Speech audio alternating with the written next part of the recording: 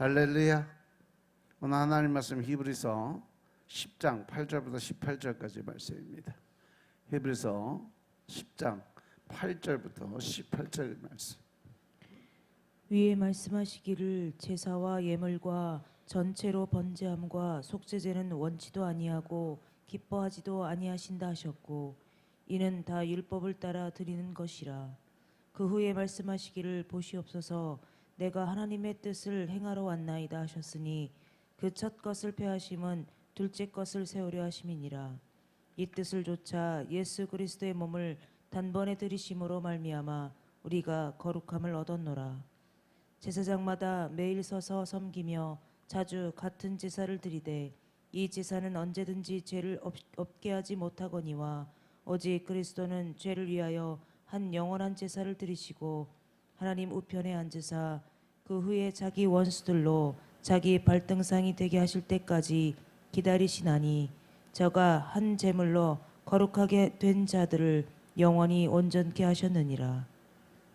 또한 성령이 우리에게 증거하시되 주께서 가라사대 그날 후로는 저희와 세울 언약이 이것이라 하시고 내 법을 저희 마음에 두고 저희 생각에 기록하리라 하신 후에 또 저희 죄와 저희 불법을 내가 다시 기억지 아니하리라 하셨으니 이것을 사하셨은즉 다시 죄를 위하여 제사 드릴 것이 없느니라. 아멘. 10절에 보니까 첫 것을 폐하시면 둘째 것을 세우려 하시기 위해서 일을 하신다. 예수 그리스도의 몸을 단번에 들이심으로 우리가 거룩함을 얻었다라고 말씀하세요. 얻었다는 것은 그냥 거저 공짜로 얻어가는 거죠. 즉 여러분은 거룩해져 가는 것이 아니라 이미 거룩함을 받았다는 사실, 얻었다는 것을 깨달으시기 바랍니다. 사도 바울은 예수님이 우리의 거룩함이 있고 또 우리의 의라고 말을 해요. 우리가 예수님을 얻은 거예요.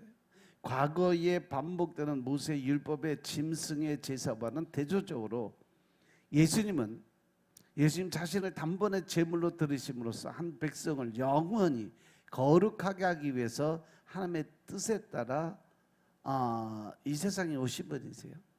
그리고 14절에 가서 보니까 거룩하게 된 자들을 한 번의 제사로 온전케 하셨다라고 기록이 되어 있어요.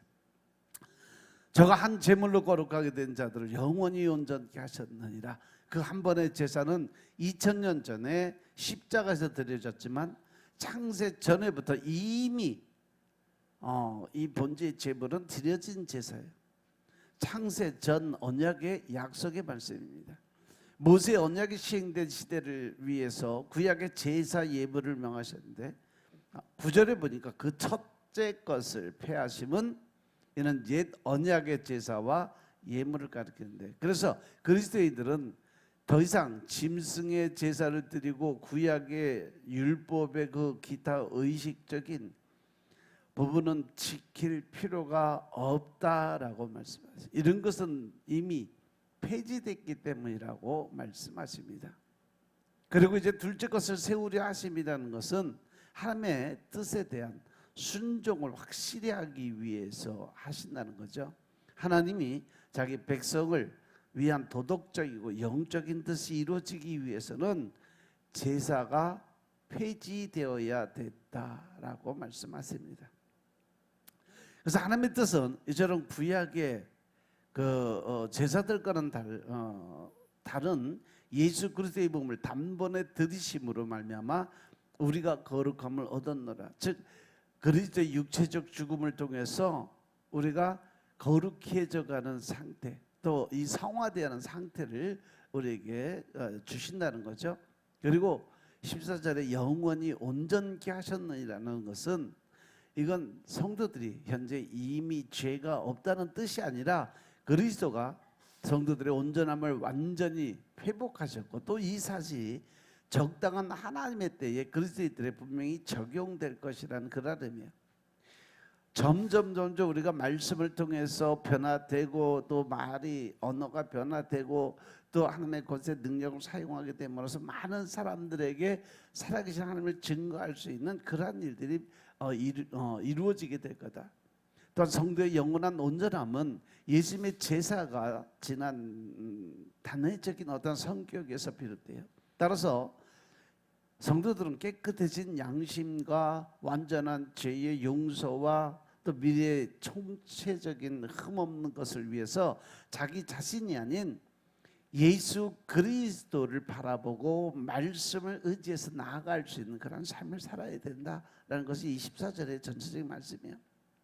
그래서 창세전에 이미 우리가 예수님의 은혜로 구원을 받았다는 것은 하나님 곁에서 살 수 있는 존재가 되었다. 즉 우리가 예수님의 은혜로 구원을 받았다는 것은 이미 하나님께서 창세전서부터 계획했던 하나님의 백성들을 삼기 위한 그러한 일들이었다는 거죠.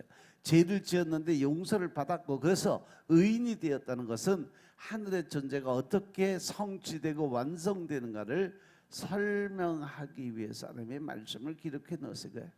따라서 우리들은 사람들이 갖고 있는 어떤 이성이나 논리로 성경을 바라보서는 안 된다. 사람들이 가지고 있는 이성이나 논리는 바로 세상적 지식이고 세상적 방법이에요. 그런데 하나님의 말씀하시기를 그 하나님의 말씀, 즉 성령님이 도와주지 않으시면 이 세상 지식 가지고는 하나님의 말씀은 단 한자도 풀을 수가 없다라고 하나님이 말씀하셨어요. 그렇게 구약적 관점에서 성경을 해석하면 바리새인들이나 뭐 서기관들처럼 자기들의 어떤 신학, 자기가 배우고 알고 깨우친 그런 신학관을 갖게 돼요. 예수님이 오셨을 때 이 세상에서 예수님을 알아보지 못한 사람들의 공통점이 뭐예요? 자기 신학을 갖고 있었다는 거죠. 자기 믿음, 자기 지식. 그 공부를 많이 하고 책을 많이 읽은 사람들은 신학으로 자기 교리를 고정화하고 또 가지고 있는 그러한 사람들이 예수님의 말씀을 고정된 틀 안에서 이해하지 못해요. 그러니까 특히 신학교에서 가르친다는 교수들을 보면 자기가 갖고 있는 교리와 신학에 너무 이렇게 집착하고 고정된 관념으로 성경을 해석하려고 그래요. 그래서 예수 그리스도의 은혜나 아니면 성령론에 들어가면 많이 부딪히는 부분들이 거기서 생기는 거예요. 왜? 말씀을 말씀으로 풀어가지 않고 신학적인 이 지식으로 풀어가려고 하다 보니까 성령론에 들어와서는 다 막혀요. 그걸 하나님 성령님이 인도하심에 따라 풀어가면 쉽게 이해가 되는데 그걸 지식으로 풀려고 그러니까 그게 힘들어요. 원래 한국 교회 초기 시대의 모습은 이런 모습도 아니었어요. 제가 어렸을 때만 해도 초창기 한국 교회는요, 화장실 가고 밥 먹는 시간에는 꼬박 앉아서 길게는 뭐 부흥 집회도 뭐 일주일 열흘씩 하는 데가 많았어요. 그리고 보통 그때 당시에는 사경회라고 그랬어요. 사경회는 뭐냐면 오직 예수님과 십자가 그 틀 안에서 성경을 풀어서 해석해주고 가르쳐주는 걸 사경회라고 그랬는데 얼마나 많은 사람들이 열정을 갖고 임했냐면요, 서울에서 부산까지도 걸어서 말씀을 찾아서 헤매는 사람들이 엄청 많았어요. 제가 어렸을 때는요, 부천에서 제가 살았는데 저 부평이나 인천까지 어디 뭐 유명한 목사님이 오신다 그러면 그 교회 찾아갔어요. 찾아가서 거기 가서 예배 드리고 은혜 받고 불 받고 그런 간절함이 있었어요. 그래서 교회에 누가 오셔서 사경회 한다는 소문이 돌면 신앙의 선배들은요 다 먹을 것 또 예배 드릴 때 드릴 그 예물 뭐 쌀 이런 거 짊어지고 가서 일주일 열흘씩 그 말씀이 선포되는 것을 아주 살았다고 그래요. 예수님께서는요 십자가에서 돌아가시면서 하나님의 그 말씀, 그 하나님의 예언적 말씀을 이루기 위해서 목마르다고 말씀하시고, 그러니까 병사들이 신포도주를 우슬초에 메어서 입에 갖다 댔다고 그랬는데, 그럼 우슬초가 뭐냐? 6월절 출애굽 때 어린 양의 피를 우슬초에 발라서 문인방과 문설주에 뿌릴 때 제사함이 이루어지는 예식의 형식을 이룰 때 사용했던 것이 우슬초예요. 근데 왜 이 우슬초를 예수님이 갖다 대야만 했을까? 성경에는 두 종류의 잔이 나와요.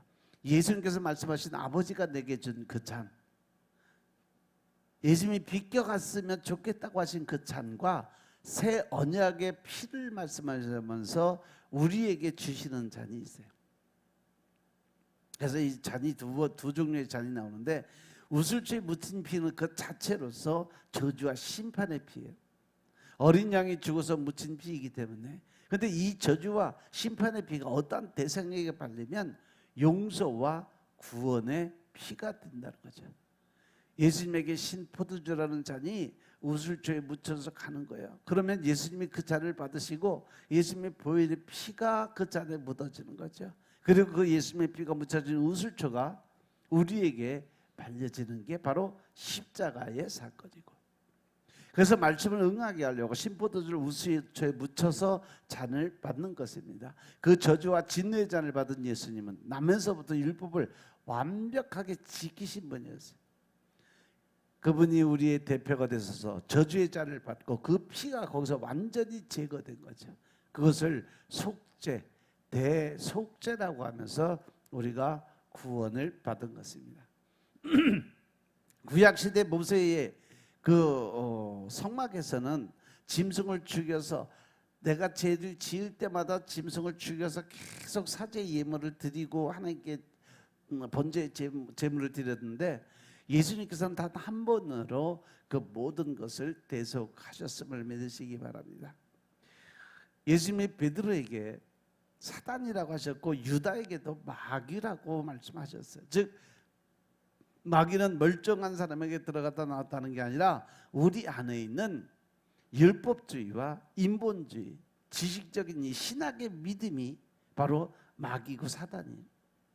베드로가 예수님에게 예수님 십자가를 절대 지시면 안 돼요 라고 한 게 바로 인본주의적, 율법주의적인 그러한 사고에서 나온 생각이죠.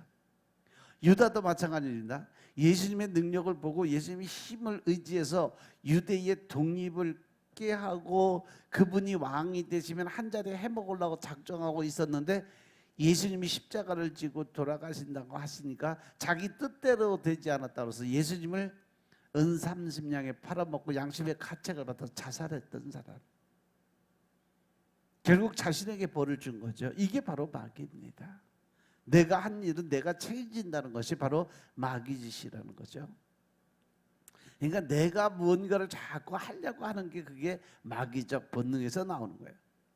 마귀가 말씀을 못 알아듣게 해서 진리를 알지 못하게 하고 성령을 인본주의와 율법주의로 해석하면서 예수 그리스도께 가지 못하게 하는 것은 사탄이 말씀을 못 읽게 한다는 그러한 의미입니다. 따라서 여러분 안에서도 마귀와 예수님이 늘 영적 전쟁을 하고 있는 거죠. 그래서 사도 바울이 고백하는 내 마음속에 두 마음이 늘 싸우고 있다. 한쪽은 세상의 지식적인 거고 한쪽은 성령님이 끌어가시는 그런 지식적인 그 모습인데, 그래서 나는 매일 어떻게 죽는다라는 말씀을 하신 거죠. 십자가는 매일 여러분 안에 서 있어요. 여러분의 성도가 맞는다면 나는 계속 살려고 하고 내 안에 계신 성령님이 살려고 애쓰는 내 자아를 매일 죽이시는 거죠. 그래서 나는 날마다 죽노라고 하는 거죠. 이 말은 나는 날마다 살고 싶다라는 거죠. 날마다 살아야 된다라는 거라는 의미예요. 그런데 하나님께서 죽이시는 힘이 더 크기 때문에 날마다 살아가는 내가 하나님의 은혜에 의해서 계속 죽음으로써 내가 진짜 날마다 부활의 신앙을 갖고 살아간다는 거죠. 그것이 날마다 살아가는 것이고, 그것이 바로 크리스찬 즉 성도들이 살아가야 될 삶인 것임을 믿으시기 바랍니다. 그래서 오늘 본문에 보면 우리 한 번의 제사로 영원히 온전하게 된다, 그리고 우리는 거룩함을 얻었다라고 얘기하는데, 그러면 거룩함이 어떻게 얻어졌느냐? 에베소서 1장에 보면 하나님께서 창세 전에 아들과 언약을 하셨는데 우리를 점도 없고 흠도 없고 거룩하게 하시려고 한 것이 바로 하나님의 뜻이라는 거죠. 우리를 거룩하게 하기 위해서 창세 전에 아들과 언약하시고 창세 전에 우리를 거룩하게 만들 계획을 이미 가지고 계셨다는 거죠. 그러면 그 하나님께서 하나님께 찬양을 드리기에 우리의 몫인데, 우리는 이 세상에서 어떤 방법론에 도달하기 위해 비결이나 방법을 찾으려고 해요. 하나님께 찬양과 경배를 드리는 것보다 먼저 내가 하나님을 이렇게 안다, 이렇게 내가 하나님을 이해한다, 하나님의 어떤 그 권세를, 세상적인 걸, 그 방법을 찾으려고 자아를 세워간다는 거죠. 빌 할비스나 릭 월렌이 세계적으로 그렇게 큰 교회를 하고 성공한 이유가 바로 그 방법과 비결을 잘 제시해 주었기 때문에 그들이 성공을 할 수 있었던 방법이에요. 방법론, 비결 이런 것들이 나쁜 설교는 아니지만 어떻게 하면 성숙하게 잘 살 수 있을까에 대한 비결, 어떻게 하면 복을 받을 수 있을까에 대한 비결, 어떻게 하면 사람들에게 진정한 그리스도인이라 칭찬받을 수 있을까에 대한 비결을 그들은 잘 제시를 해줬던 거죠. 성경에 보면 홈리아 비나스는 신학으로 하나님을 고정해서 자기 안에 사유화하려고 해서 자기가 알고 있는 하나님을 사람들에게 주입을 시키고 자기의 뜻대로 자기 방법대로만 고집을 썼어요. 그 예로 이스라엘이 블레셋과 전쟁에서 계속 지고 있는데 홈리아 비나스가 한 게 뭐예요? 이스라엘은 법궤를 전쟁에 갖고 나가지 않아서 졌다고 생각을 했어요. 그래서 그 고정화되어 있는 신학을 떠올린 거죠. 그래서 법궤를 갖고 전쟁에 나가면 이긴다라는 그런 고정적 자기 신앙의 그 생각을 가지고 돌아보니까 법궤 가지고 전쟁에 나갔을 때 늘 이겼고, 또 법궤가 앞서가니까 요단강으로 갈라졌고, 법궤 앞에서 모든 게 다 추품 낙엽이더라. 이것이 그들이 가지고 있던 고정 신학이었던 거죠. 실제로 법궤를 앞세웠을 때 이스라엘은 사기 칭찬을 했고 블레셋은 벌벌벌 떨었어요. 왜? 그 전에 그 법궤를 앞세워서 하나님이 도와주심으로 일을 했을 때는요, 어떠한 대적들도 그 앞에 설 수 없었으니까. 하지만 하나님께서 그 조정화된 신학을 깨버리시죠. 이스라엘이 블레셋의 법궤를 빼앗기게 만들어요. 틀이 깨지고 첫 것이 파해진 거죠.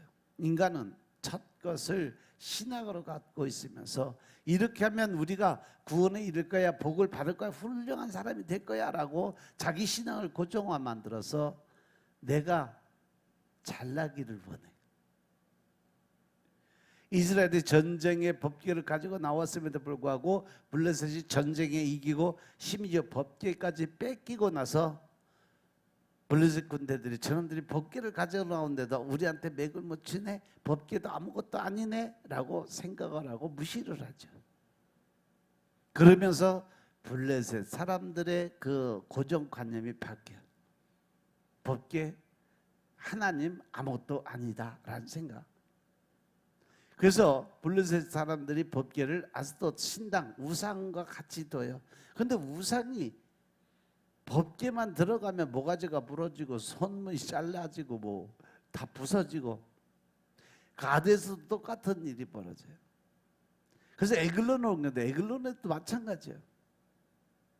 그래서 블레셋이 법궤를 소 달구지에 얹어서 그 소들이 어떻게 하는가 보려고 보냈는데 법궤가 소를 부리면서 이스라엘로 찾아가게 되죠. 이스라엘의 신학을 깨고 블레셋의 신학을 깬 다음 법궤는 자기 마음대로 우발적으로 움직여요. 하나님은 이렇게 일을 하신다는 거죠. 그런데 우리는 교회 안에서 어떤 자기 신앙을 찾으려고 노력을 해요. 그래서 안 되면 더 강한 악을 치는 거죠. 30분 기도를 문제를 갖고 30분 기도를 드렸는데 안 됐다. 그러면 에이, 시간이 짧은가 보다. 1시간씩 기도드려야지. 그러고 덤비는 거죠. 그러면 사람들은 와, 저 사람 진짜 믿음 좋다. 일주일 금식했는데 안 됐어? 그러면 21일 해지 뭐. 21일에도 안 되니까 그러면 40일을 해봐. 이렇게 되는 거예요. 세상 사람들은 자기가 추구하는 일이 안 됐을 때 이거 더 이상 안 되겠구나. 그래서 금방 포기하는데, 기독교인이라는 사람들은요, 하나님의 힘을 이용해서 자기가 추구하는 욕심을 끝까지 40일 금식을 기도해서라도 성취하려고 노력을 한다는 거죠. 하나님 보시기에 누가 더 악한 사람일까?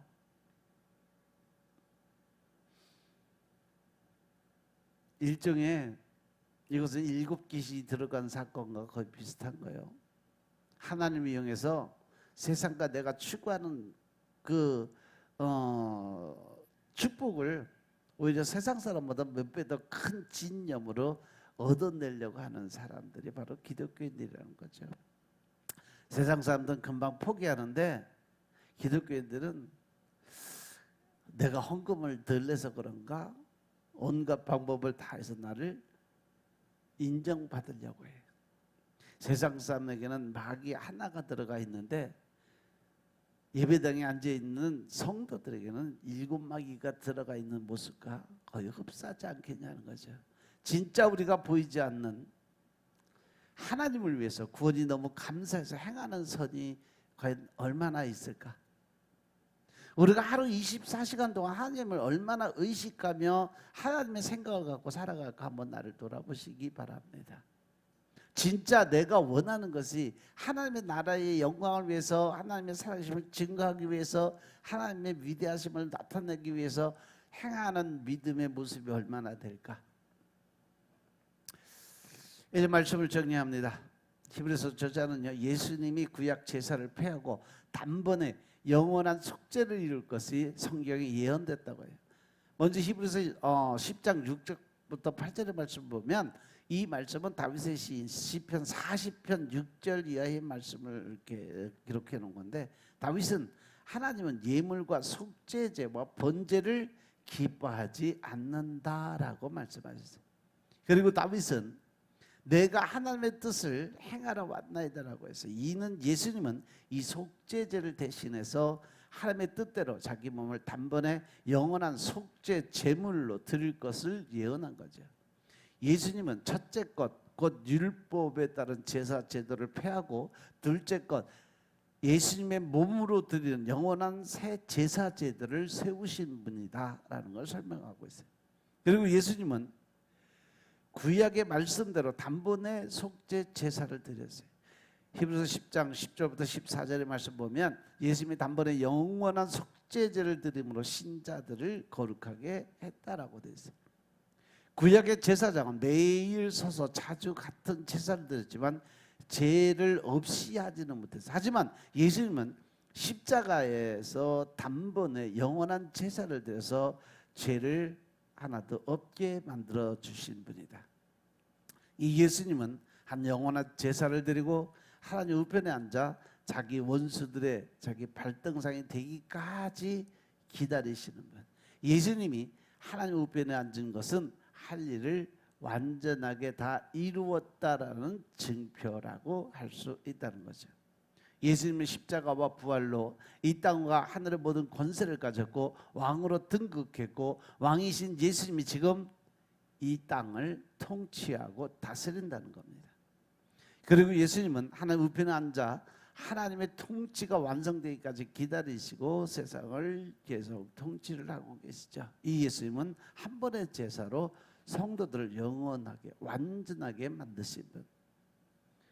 이렇게 히브리서 저자는 하나님이 예레미야에게 했던 새 언약을 다시 상기시키면서 예수님의 피는 단번에 엄청난 영원한 제사기에 다시 제사를 드릴 필요가 없다는 것을 강조해요.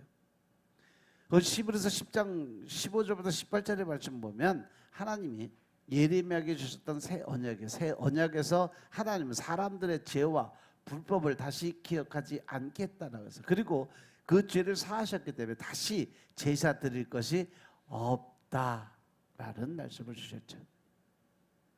예수 그리스도의 십자가 속죄 제사는 사람들을 새 사람으로 만들어요. 예수님이 하시는 속죄 사역은 새 피조물을 만드는 일이고 하나님의 계획을 실행하는 것이에요. 예수님의 피는 이를 믿는 자들을 새 피조물로 만들기에 다시 죄를 위해 제사를 드릴 필요가 없다라고 말씀하시는 겁니다.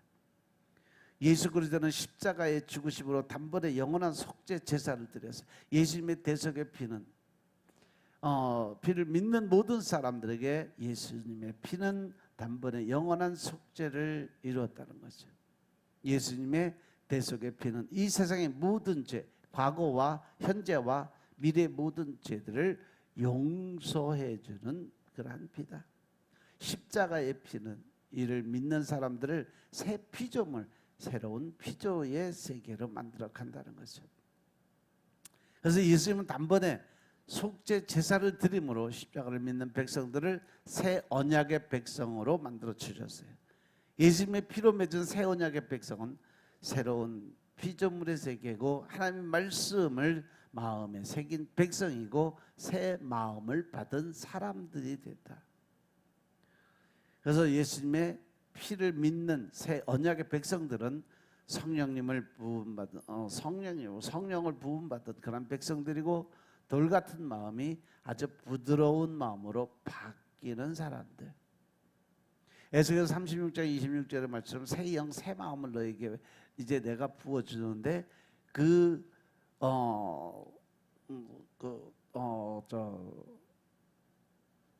마음속에 굳은 마음들을 다 제하여 버리고 이제 부드러운 마음을 내가 너에게 줄 거다 하신 말씀이 여기서도 이루어지는 거예요. 그들은 하나님을 아는 백성이고 하나님께 알려주신 바된 백성.